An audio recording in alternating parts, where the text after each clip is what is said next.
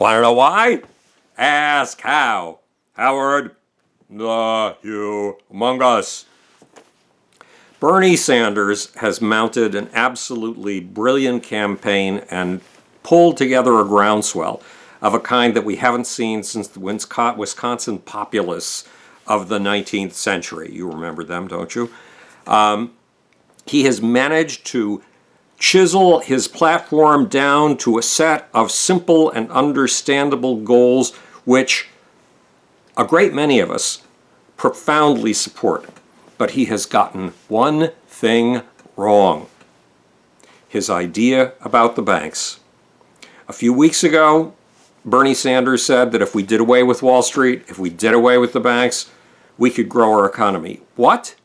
Is he crazy? Does he have any idea of the role that banks perform in a global economy? They take $1 of, or $1, yes, we've got to get this right. They take $1 that you deposit in your savings account and they turn it into $10 by lending out a total of $10 and holding on to your dollar as security in case you show up and want your dollar back. They've got it. That's called reserves. They multiply the amount of money in the system and they safeguard your money. They offer you these days 1.5 to 2.5% interest, a hideously low interest for your money.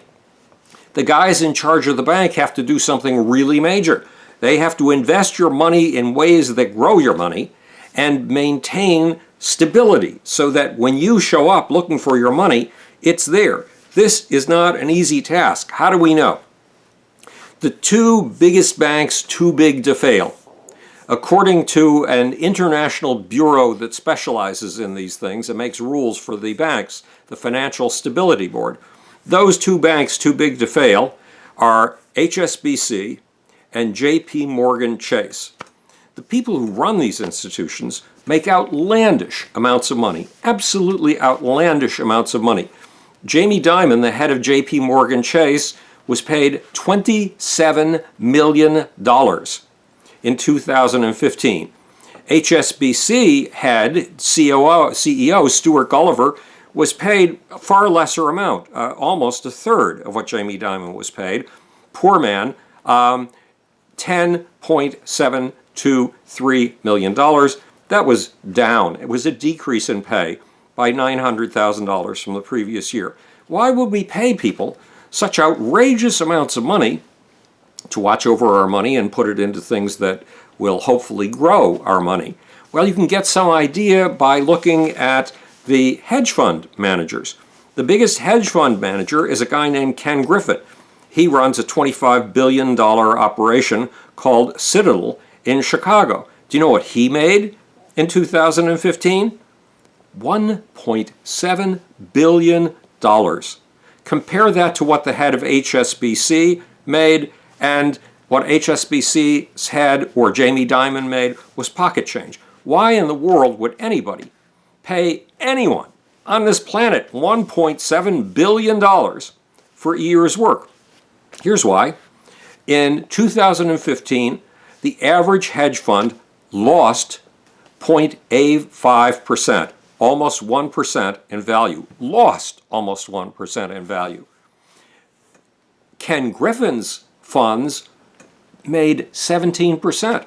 If you were going to put your money in a bank, which would you rather put your money in?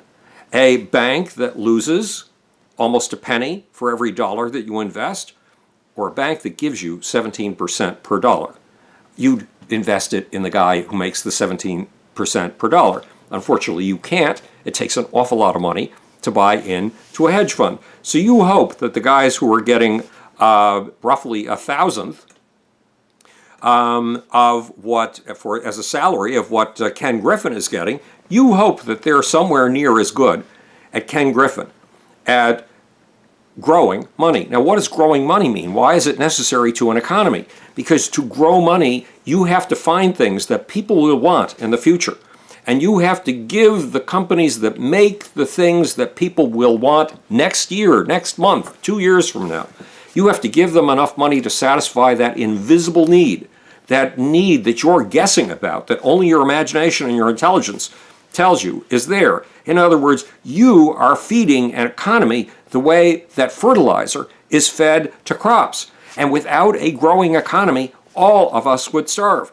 Bankers are the fertilizers of the economy. They do grow the economy. Without them, there is no one to grow the economy. Without them, we have the kind of system that Vladimir Putin has in Russia, or that the Russians, worse, had under the Marxist-Leninists. A system in which bureaucrats make decisions about what you're going to want next year. Guess who almost always gets it wrong about what you're going to want next year? Bureaucrats. They don't have the touch for finding your needs, projecting them into the future, and then filling them a year from now, 2 years from now, and even 10 years from now. Bankers have to have that ability. And when it comes to wild-eyed, wild-ass things like, not the internet, that was given to us by government bureaucrats at DARPA, the Defense Advanced Research Projects Agency.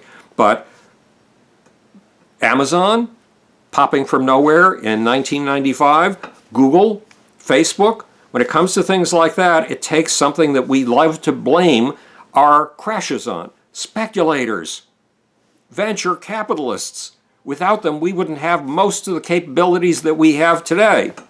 So we have to stop shitting on bankers. Yes, we can insist that they make less money. Of course, the less money they make, the more they're going to go out and start their own hedge funds if they're really good, and abandon taking care of your money and mine. Taking care of our checking accounts, taking care of our savings accounts, taking care of our certificates of deposit. Will that help kill the economy? Yes. And one more word about this idea of too big to fail, and that we should break up the banks that are too big to fail. In the Great Depression of 1929 to 1939, a bank so small that it couldn't make anything fail crashed in Austria. It was called Kreditanstalt. The government knew exactly what to do. It paired Kreditanstalt up with a big bank that was big enough to be stable, and got the big bank to buy the small bank. But then the big bank failed. Then the government jumped in to save the big bank. And its economy failed. Its cash became useless, worthless. Eventually, 11,000 banks failed in North America. 11,000. All banks so small that they were not too big to fail.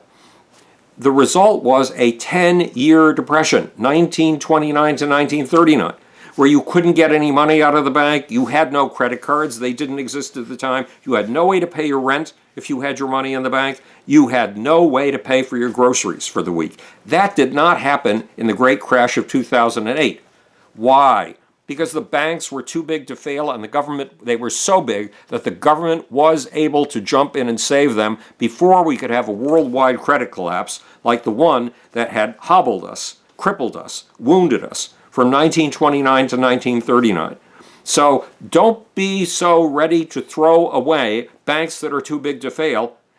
They can be supported by the government, and if they are supported in time, we will not have a long crash. The crash of 2008 was over by roughly 2011. We've gained 10 million jobs since then. Don't throw bankers away. They are available. Yes, Bernie, by all means, we need free college education. By all means, we need medical services for everyone. By all means, we need $1 trillion spent on our $3 trillion of deteriorating infrastructure. And yes, spending that $1 trillion will bring us jobs. And yes, every single one of those points, every single one of them, should be in the Democratic Party and Hillary Clinton's agenda, in their policy, spelled out as simply as you, Bernie, have spelled it out. But when it comes to your ideas about the banks, I'm sorry, you are a danger to the American economy. This is Howard the Humongous, speaking to you from the future. It's your job and my job to make. Or, want to know why? Ask how.